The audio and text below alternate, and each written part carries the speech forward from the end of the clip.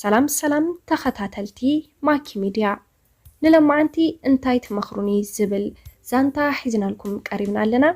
እቲ ዛንታ ክሳብ መወዳእታ ሰሚዕኹም ሓሳብኩም ክትገድፉልና ንላቦ ናብቲ ዛንታ ክነብለኩም ሰናይ ምክትታል።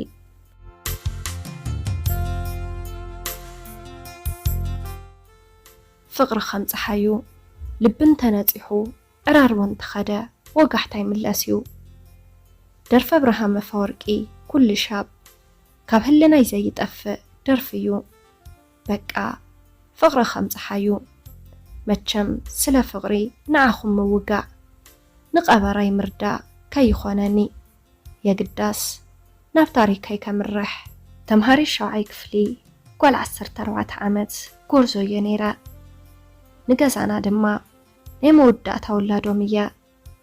በዚ ምኽንያት ገዛና ንዓይ ፍሉይ ቦታ ኣለዎም። ብፍላይ ወላዲት ኣደይ ምንም ነገር ክኾና ኣይትደልን። ልዕሊ ኩሉ ድማ ካብ ገዛ እንትወፂ ልባዩ ዝንጥልጠል እምበኣር ኣብ መንጎ ዝየ ስደት ምሕሳብ ዝጀመርኩ ኣብዚ ሰዓት እዚ ገዛና ዓቢዶም ብፍላይ ወላዲ ኣቦይ ካብ ኩራን ፀርፍን ሓሊፉ በትሪ እውን ወሲኹሉ። በዚ ምኽንያት እዚ ኣነ እውን ትምህርተይ ክቅፅል ከም ዘይደሊ ሓቢረ ገዛና ከይፈለጡ ካብ ምዕባይ ሓወይ ገንዘብ ተለቂሐ ምሰኮይ ናብ ስደት ኣተና። ኣብቲ ሽዑ ሰዓት ዕድመይ እውን ገና ዕሸል ስለ ዝነበረ ናብ ስደት ወፂ ምንም ዝፈልጦ ነገር ኣይነበረን። ብቻ ከም ዘይኾነ የለን ስራሕ ረኺበ እናሰራሕኹ እንተለኹ እየ እምበኣር ንኣንገሶም ብስልኪ ዝተላለኽዎ ንሓፂር እዋን ከም ሓውን ሓፍትን ንዕልልን ንስሕቕን ነርና። ድሕሪ ዝተወሰነ እዋን ግና ናብ ፍቕሪ ተቐይሩ። ናብ ፍቕሪ ክቕየር እንተሎ ግና ብፍቓድ ስድራ ብስርዓት ተመርዒናን ክንራኸብ ከም ዝግባእ ነጊረዮ። ንሱ እውን ኣይተቃወመንን ፍቓደኛ ኮይኑ ፍቕርና ብኸምዚ መልክዑ እንዳቐፀለ እንተሎ ኣነ ኣብ ዓመተይ ንዓዲ ተመሊሰ ንሱ እውን ደድሕረይ ኣዳኣትዩ እምበኣር ገፀንገሶም ንፈለማ እዋን ገፁ ኣብዛ ሰዓት እዚኣ እየ ርኤዮ። ፍቕርና በርቲዑ ልዕሊ እዚ ክንፅበ ከም ዘይብልና ነጊሩ ሽማግለ ሰዲዱ ይኹን ደኣ እምበር ስድራ ቤተይ ፍቓደኛታት ክኾኑ ኣይከኣሉን። እኳ ደኣስ ንኻልእ ከም ዝተሓፀኹ ኣርጊፆም ነገሩኒ። ምሰንገሶም ተመኻኺርና ኣነ እውን ንገዛና እቲ ዘምፅኡለይ ዘይኮነስ ንኣንገሶም ከም ዝምርዓው ነጊረ ካብ ፍቓዶም ወፅኤ ምሳንገሶም ተመርዒና። ብዙሕ እንተይፀናሕና ድማ ኣብ መንጎ ጥንሲ ተፈጢሩ እምበኣር ኣብዚ ሰዓት እዝዩ እቲ ዝኸበደ ፈተናን ጭንቀትን ዝኾነና ናብራና መሰካፊ ኮይኑ ምሰንገሶም ተመኻኺርና ብዘይሕጋዊ መንገዲ ንዓዲ ስዑድ ክኸይድ ብዝወሰናዮ መሰረት ኣንገሶም ንስዑድ ኣምሪሑ። ኣንገሶም ንስዑድ ብሰላም ምስጋሩ ሰሚዐ። ድሕሪ እዋናት ብፖላዊስ ምትሓዙ ሰሚዐ። መትሐዚኡ ምኽንያት ድማ ሓሽሽ ስለ ዝተረኸቦ ምዃኑ ነገሩኒ። ዝሕዞን ዝጭብጦን ሲኢነ ንሱ ንዓመወቲ ምእሰሮ ይተርፎን ኣነ ድማ ኣብዚ ክሰርሖ ዝኽእል ነገር ኣይነበረን። እጫ ውላደይ ኣተሓሳሲቡኒ ክልተ ሂዋን ኮይነ ኣብ ከቢድ ጭንቀት ወዲቐ። ከምቲ ዝገመትክዎ እውን ኣንገሶም ን5 ዓመት ተፈሪድዎ ተኣሰረ። ኣነ እውን ጓል ወሊደ ኣብዚ ሰዓት እዚ ህይወት ዝበኣሰ ኸቢዱኒ።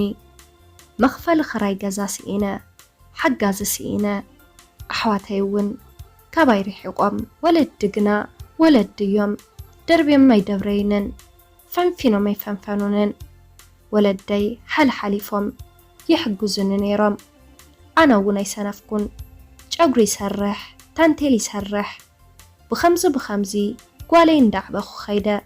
ኣብ መንጎ ግና ካሊእ ነገር ተፈጠረ።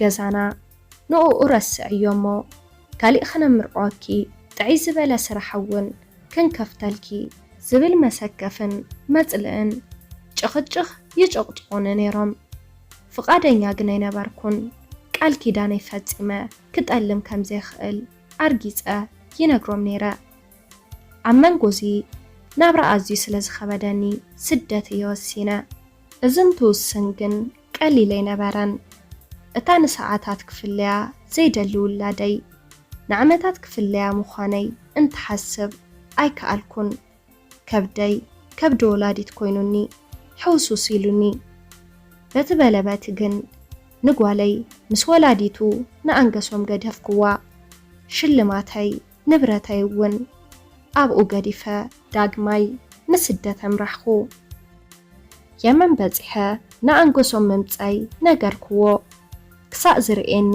ኣይኣመነን ነይሩ ተሓጒሱ ብተሓጓስ ዝኾኖ ሲኢኑ ተራኺብና ብድሕሪ ዝውን ስርሐይ ጀሚረ ዝመጻ ኩሉ ልቕሐይ ከፋፊለ ኣንገሶመይ እውን ድሕሪ 5 ዓመት ንዓዲ ተመሊሱ ንፈለማ እዋን ዓይኑ ውላዱ ርእዩ ተሓጎሰ ዓዲ ምስ ኣተወ መዓልታዊና ስልክ ንራኸብ ብቪድዮ ንደዋወል ኣነ እውን ዓመት ሙሉ ዝሰራሕኽዎ ተዓሪፋ እንተየጉደልኩ ናብኡ እየ ዝሰደሉ ነይረ ኣጆኻ ቀሪብና ኢና ይብሎ ነይረ ኣንገሶም ግና ኩሉ ነገራቱ ክቀያየረኒ ጀሚሩ ፍቕሩን ተገዳስነቱን ቀኒሱለይ ኣነ ግን ጥልመት ዝበሃል ሓሲበዮ ስለ ዘይፈልጥ ምንም ኣይተረድአኒ ነይሩ ኣንገሶም ግን ጥልመት መሪጹ ካሊእ ተላልዩ ሕልፍ ሓሊፍዎስ ጠኒሳ ናብ እንዳ ወላዲቱ ወሲድዋ እቲ ምሸት ዝነበረ ምድውዋልና ናብ ቀትሪ ቀይርዎ ኣነ ግና ምንም ኣይተረድአንን ኣብ መንጎዚ ወለደይ ሰሚዖም ኣሕዋተይ ሰሚዐን ከይነግሩኒ ከይሓምም ሓደ ነገር ከይከውን ፈሪሖም ሓቢኦምኒ ንሱ እውን ስልኪ ክዓፅወኒ ጀሚሩ ንኡኡ ምርካብ እንዳኸበደኒ መጺኡ ኣነ ተመሊሰ ናብ ጭንቀት ኣቴ ስለ ዝተኸናኸንክዎ ድዩ ከምዚ ዝኾን ዘሎ ኢለ ኣብ መንጉኡ ግና ብሰባሰብ ካልአይቲ መምጽኡ ሰሚዐ ሓዚነ ምብላዕ ምስታይ ሲኢነ ገጸይ ብንብኣት ይሓብጥ እሞ ሕክምና ኸይደየ ዘዝቅቆ ነይረ ምስ ተረጋጋእኹ ደው ኢለሉ ለሚነዮ ብሓደ ክንኸውን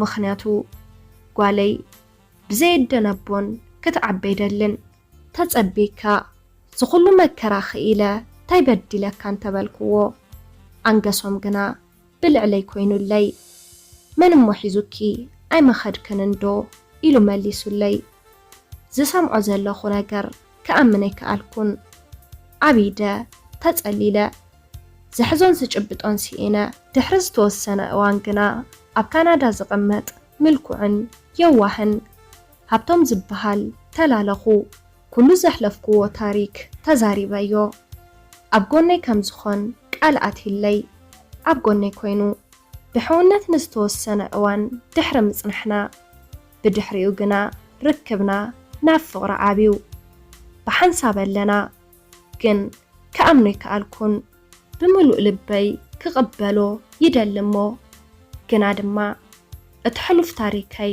ክዝክሮ ከለኹ የፍርሐኒ ኣሎ ዳግማይ ሕይወተይ ክቕጽሎ ዶ ወይስ ታይ ክገብር በጃኹም ሓሳብኩም ንገሩኒ ሰላም ተኸታተልቲ ማኪ ሚድያ ንሎማንቲ ሒዘልኩም ቀሪበ ዝነበርኩ ነዚ መስል ነይሩ ኣብዚ ቻናል ሓሳብ ርእቶ እንተዳሃሊኩም ኣብ ናይ ኮመንት መጽሐፍ ቦታ ሓሳብኩም ክትገድፉልና ትኽእሉ ኢኹም ነስ ቻናል ሓደሽቲ እንድሕር ዳሃሊኩም ሳብስክራይብ ብምግባር ነታ ናይ ደወል ምልክት ብምንካእ ናይ ቻናልና ተኸታተልቲ ክትኾኑ ንዕድም ላይክ ሼር ከይትርስዕዎ የቐኒልና ብቐጻሊ ብኻሊእ ዛንታ ክሳብ ንራኸብ ሰሰናዩ ንኹላትና